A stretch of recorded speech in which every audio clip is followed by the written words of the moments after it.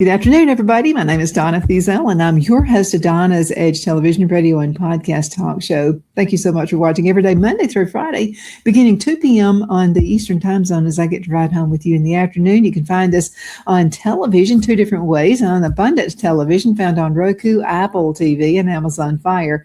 Don't forget the podcast on thenewscasters.com, and we're on the biggest country radio station in South Carolina, WZLA. We appreciate being able to be listened to that way. Another way you can find us is on television in Alabama, close to Huntsville, and that's channel 182 Charter Communications, part of the Spectrum outline. We appreciate that, and I'm going to have something else out here for you too. We keep expanding. Appreciate the syndication we're receiving, and I'll let you know about that in just a couple of weeks. So we appreciate you listening. Continue sending email, by the way. I love your email. Donna@donnasedge.com. Donna@donnasedge.com. Any topics you would like to hear about and you would like for me to find a guest, or if you know someone that would be really great on the show, like this guy right here, Peter Young, I would appreciate you letting me know about that.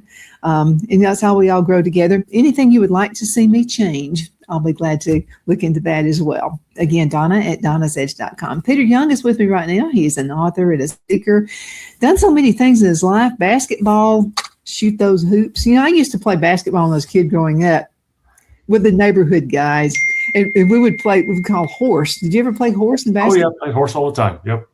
I wanted a lot. And I was the shortest one. Maybe it's because I could, kind of get that shot up there.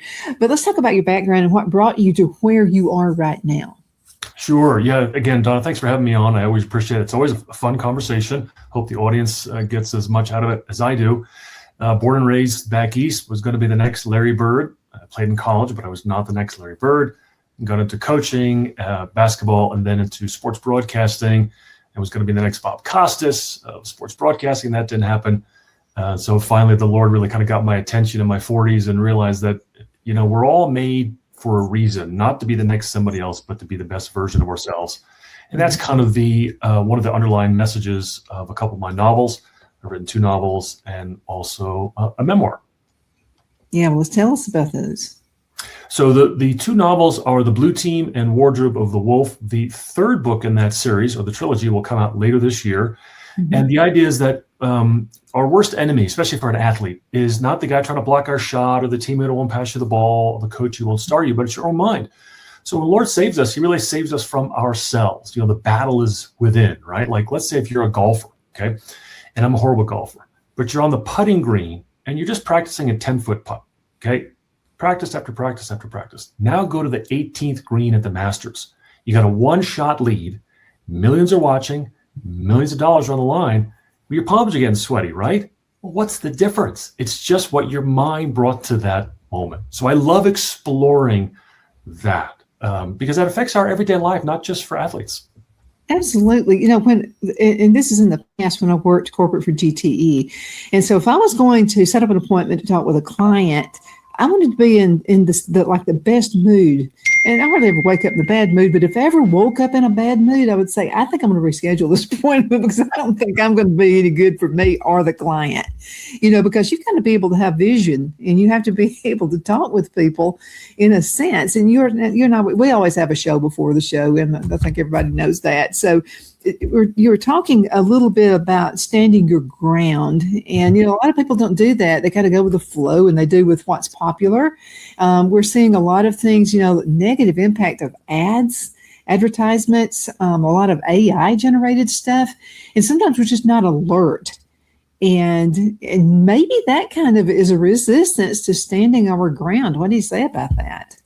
So, and I wonder if this is different for men and women, but certainly for me, I'm just going to speak from my perspective.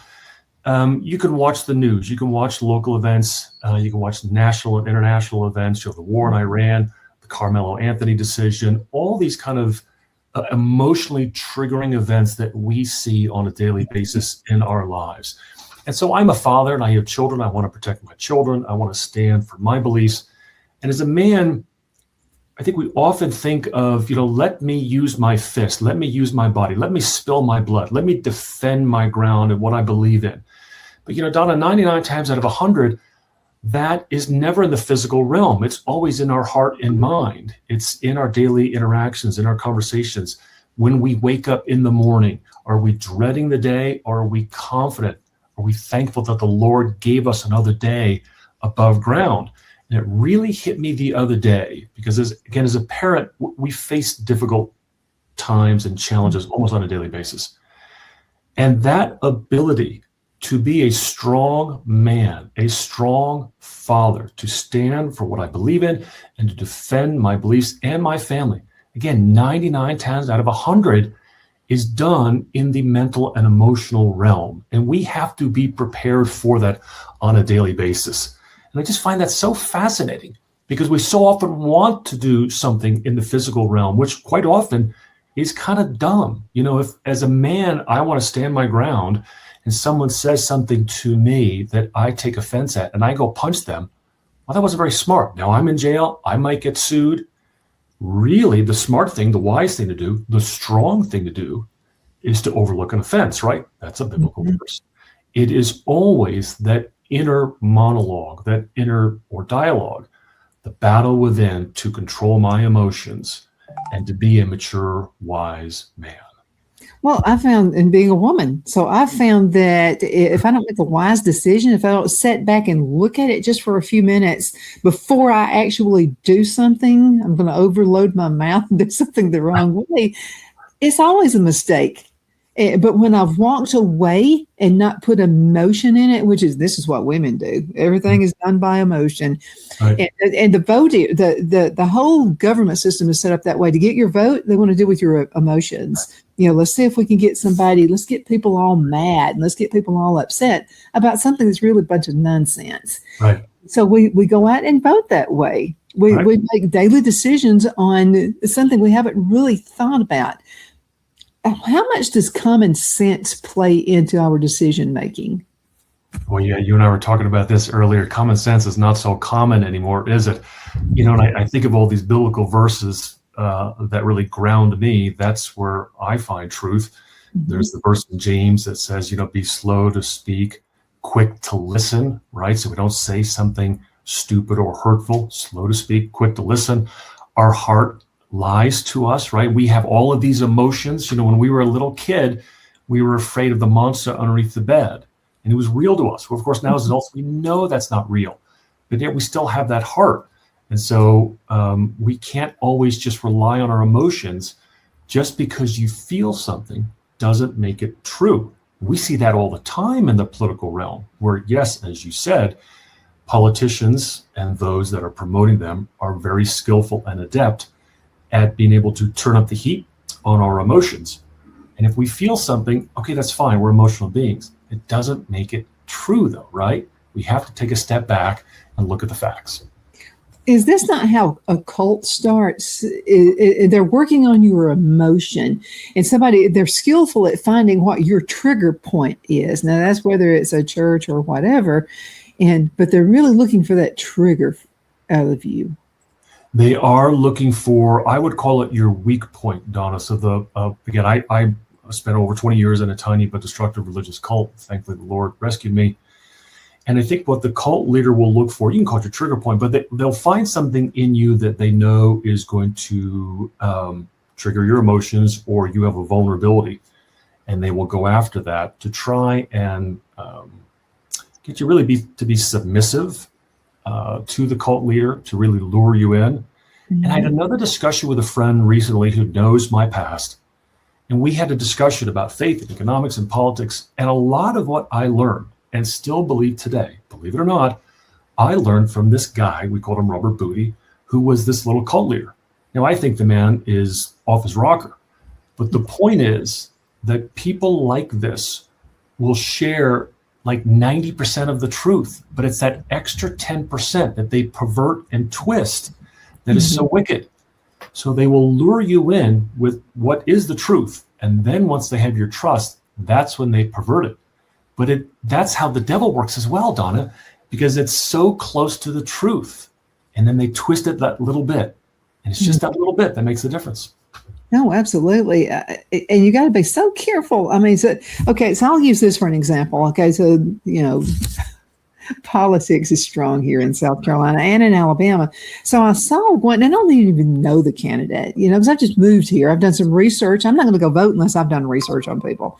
And I like her. I really do. I think to me, it's between her and this guy. And we have an election coming up next week. But long story short, I saw an ad, which made me actually want to go vote for her over the guy, because the ad was so AI generated. And maybe it's because you and I are in the business for this, Peter. I don't know. Maybe we can see things other people can't see. But there was a video of her, and it's like she was just giving out money. She was, she was doing this like to the wrong groups, and then they had a picture of her that's with a guy that's dressed like a woman. It's like she was promoting that lifestyle, and then another one, AOC. Well, it was so generated with AI. It was so obvious but so many people are believing that. Yeah. Is it that people want to believe a lie? Is it because people want to believe something like that? Well, I think you and I know why you just brought this up, because AI is so close to the truth, just like the cult leader. But it's not. The cult leader will take the truth and just twist a little bit. Well, AI is generated from, let's say, a real video or a real photo of somebody, so it looks really close to the truth. But the reason you and I don't like it, and I hate AI, and I've been very open about that, is because it's not true. It's false. It's fake. So I do a lot of podcasts, and several times people have taken photos of me to make like a placard or like a thumbnail sketch that is going to promote the show online. And they'll create an AI generated photo of me, and I'll look at that and I'll think, that's not a real photo. And I'll kindly ask them to change it, and they do. But there are times where it doesn't look anything like me. Mm-hmm. And you think, well, what's the big deal, Peter? Relax. Don't be a ludite. Don't be so hesitant to new technology. To which I will fight back, and I'll stand my ground, and I will say no, because the difference is you are trying to pawn off something as real, and it's not. It's fake. And to me, that's a hill I'm gonna die on, that hill. Well, I want to tell you something. If you want to know, look real close at the hands, because I've detected a lot of them. They'll have like 6 fingers. Yeah. Yeah. I mean, check that out. You can see it. And I saw one with somebody else, not mention their name, but it is a political figure. And they were trying to make themselves look really popular. So they were coming in off of an airplane, and people bought this lock, stock, and barrel. And the people, it was the same person. Like this whole line, supposed to be a bunch of like 20 different people, was the same woman. She just had different hats. Right. It's like, how stupid do you think we are? We're going to believe that this is actually 20 different people. And then there was a guy in the back just kept turning flips over and over again. But people really believed it. They thought she was gathering in these big crowds, and she was not. When you see something online, we're so used to it nowadays. If you can see it on your phone or on your computer, it automatically has some sort of just a little bit of instant credibility that if we're seeing it on our phone, it must be real, right? And oftentimes it is not. And again, I didn't really follow the case very closely, but I know it's been in the news, this case about the kid in Dallas. I think it's Dallas, Carmelo Anthony, who's now, going to jail, got found guilty. Here's why we should be really wary and leery of AI. When will the day come, Donna, when somebody will create a video from AI that will show something different than what really happened? Maybe somebody will create a video and say, look, that kid really did stab him or really didn't stab him. And then the innocent is proved guilty and the guilty is let off because of something fake. To me, that day is coming. And I find that scary because I know it's going to happen eventually. Oh, absolutely. It's already happening. I mean, and people, you can't believe everything you see. I remember long time ago, there was a woman in a church, and this is back in the late 60s. And so my grandparents' church, it was an old country church. And I remember the pastor said something about, that when Jesus comes back, you're going to be able to see it on television and all this kind of stuff. And I was just a little kid listening to this. And so there was a woman who spoke up, and she was just a little country lady. I loved this woman. Like, she was just awesome. But anyway, I remember she spoke up and she said, well, I guess I won't get to see it because I don't have a television. And everybody just started laughing. So maybe she was the smart one of the group. Right, exactly. But because even then she said so much is not real on that on television. So she just refused to have one. And everybody would laugh at her. And then the older I've got, the more I've discovered maybe she was right. Yeah. Because she hasn't been taken in by any of this stuff. I can't believe that we've got to go into a commercial break, Peter. Look, we'll be right back in just a few minutes. Man, time flies when you're on the show. We'll be right back. Twin City Used Car Sales has been serving drivers in the Northeast Alabama area for years with a quality selection of late model used cars, SUVs, and pickup trucks. On top of our extensive selection and competitive prices, we offer professional auto financing services for used car buyers of all credit levels. Whether you've just begun your search or you're ready to secure your next vehicle, at Twin City Used Car Sales, you will drive away with the vehicle of your dreams. The sales and finance staff at Twin City Used Car Sales looks forward to serving you, and you can apply for financing online before your visit to our used dealership in Gadsden, Alabama. Check us out on the web at twincityusedcars.com or go by our location at 901 First Avenue, Gadsden, Alabama. We sincerely look forward to serving you.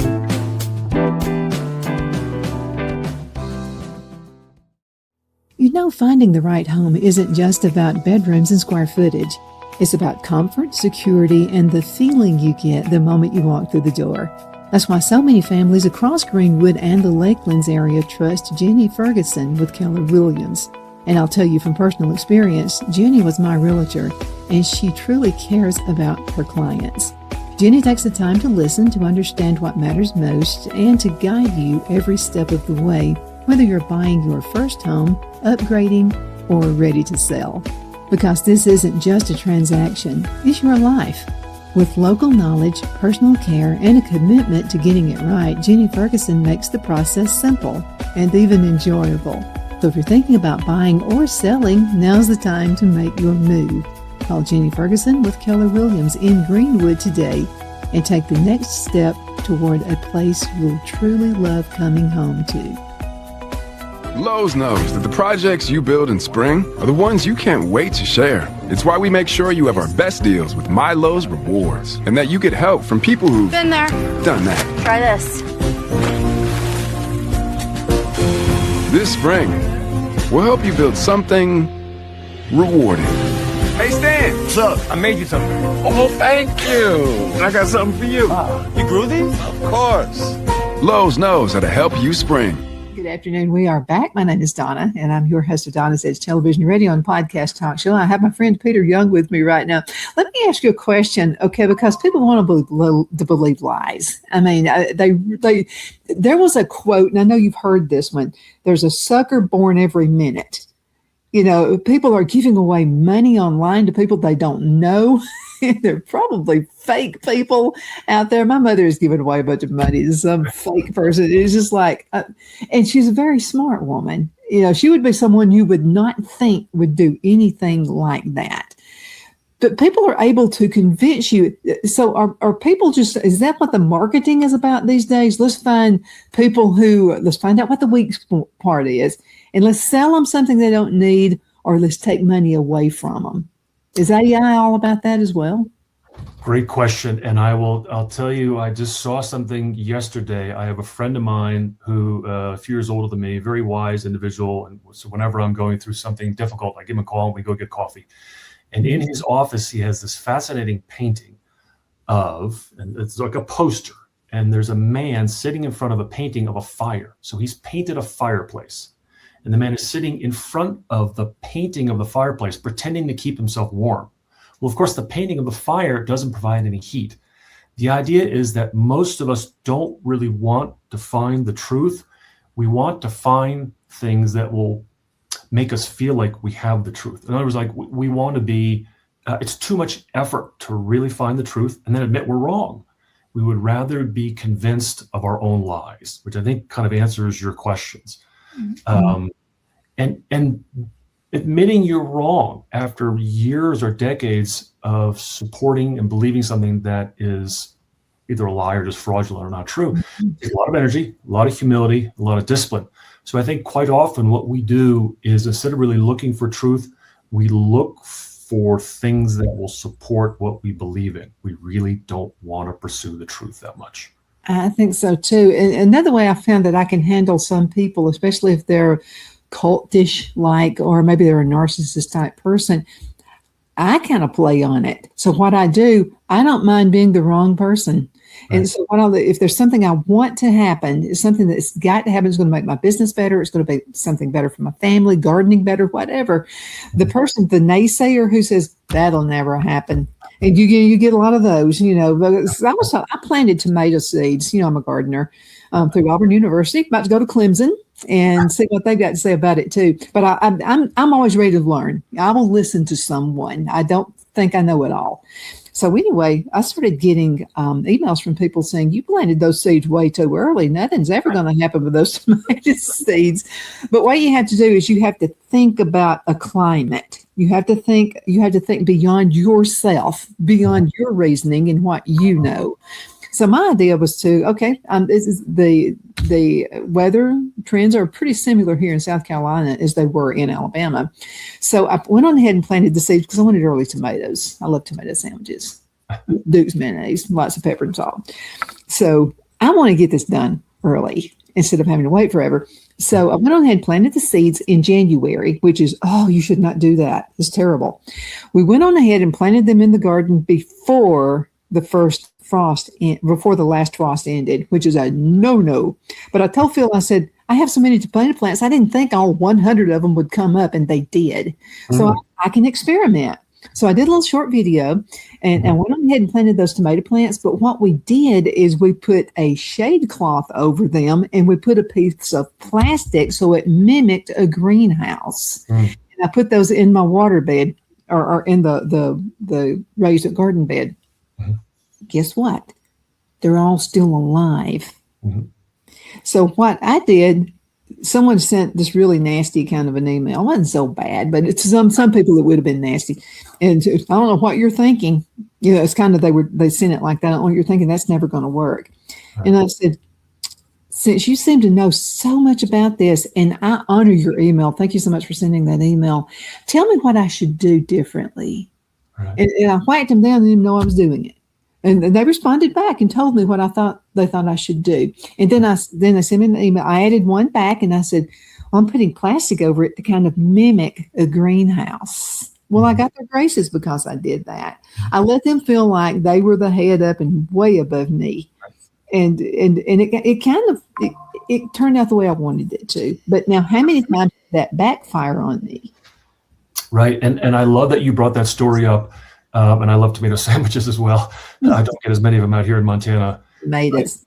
You know that I have spoken quite often about the importance of fellowship, of not allowing yourself to be isolated, because isolated people are vulnerable for either cult leaders or false teachers, etc., con artists.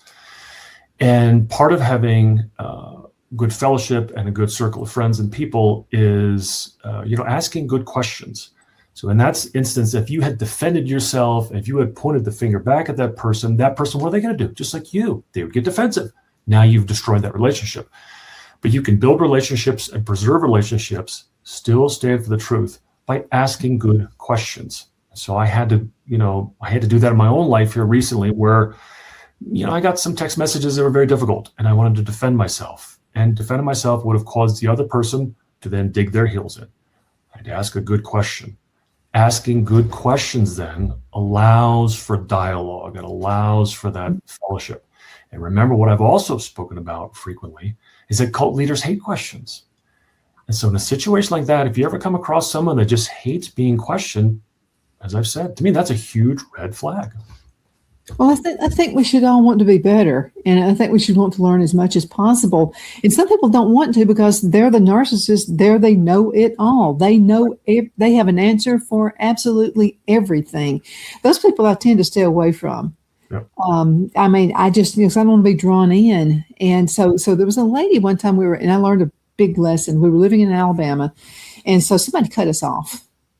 Well, I turned around and I made a face at this which was stupid because this woman looked like an evil, like a hell person. And so what did she do? She turned her pickup truck around and started following us. Oh my goodness. And so, I said, oh my God, Phil, she's going to kill us. And Phil said, sometimes it's best just to let it go. Yeah. Well, and also think about it too. Think about, the cult leader or the false prophet or the con man, whatever. But again, in my situation, I think about the cult leader, Robert Booty was his name. When you question that person, they often see it as an attack on their identity, because their identity is, it's who they are. It's the world that they have constructed. And so when you ask a question, they see it as an attack. Where for me, my identity is as a Christian. I am a follower of Jesus Christ. And so I stand on the word of truth. So when somebody attacks me, I don't see it as a personal attack on me. They're attacking the Lord. Good luck with that, buddy. But that's why our identity should be in something greater than ourselves. And so that's why people will often react so poorly when you question them, because they feel like it's an attack on their identity. Well, how can you question a person? Well, good question. You have to get good at it, right? It takes practice. And again, the question has to come out instead of an objection. You can ask a question that's really just a camouflaged objection. Why did you do that? Mm-hmm. You could ask that better. I'm curious, why did you choose that option over the other option, right? You really allow that person to explain themselves. You're curious, you don't understand it, but it's not an attack.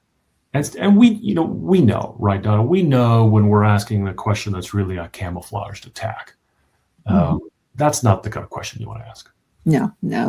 So I have a guy I used to, because I'm a conservative, and so I don't bash it down anybody's throats. And if somebody wants to know why, simply ask me a question. I'll be glad to give you the answer. Well, I had this guy who was just attacking me like crazy, but this guy's an avid gardener.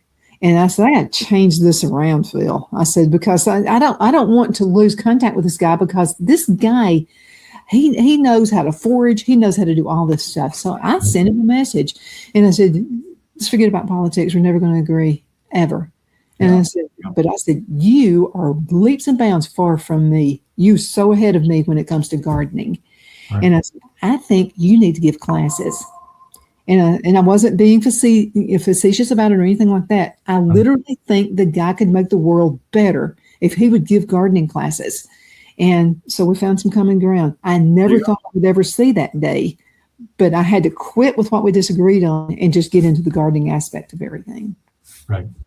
And I think, that was wise to do, because on the one hand, we don't shy away from defending what we believe. We don't shy away from those difficult conversations. That quote, hard choices, easy life, easy choices, hard life. Don't avoid those difficult conversations we know that we need to have. But you know what? Sometimes it's not the right time to have that conversation. It might come up a week, a month, a year later, once you've built a better bridge of friendship. Well, and I would rather be a one-to-one instead of on Facebook for the world to see, because a lot of people are watching you, and they're watching how you respond to things. And if you gripe and fuss and carry on and curse and all this kind of stuff online, they're going to go, you call yourself a Christian, even though they do the same thing, right. And so that's why I'm really careful how I respond to things on social media. Yep. Hey, did you get some questions for me? Because I'm always curious. Did somebody email you? Okay. I did, but you know what? This is the end of the show. Oh, we're out of time. We'll have to do it next time then. This time flies. So, yeah, we're a little bit past this. So we're going to have to save those questions for next time around. Guys, thank you so much for watching. Peter, how can folks find your information? Sure. You can find all of my books on Amazon or Barnes & Noble, or you can go to my website, authorpeteryoung.com. I've got the two novels and then my memoir, Stop the Tall Man, Save the Tiger. There you go. And guys, thank you again so much for watching. Hope you have a wonderful rest of your afternoon. Take care.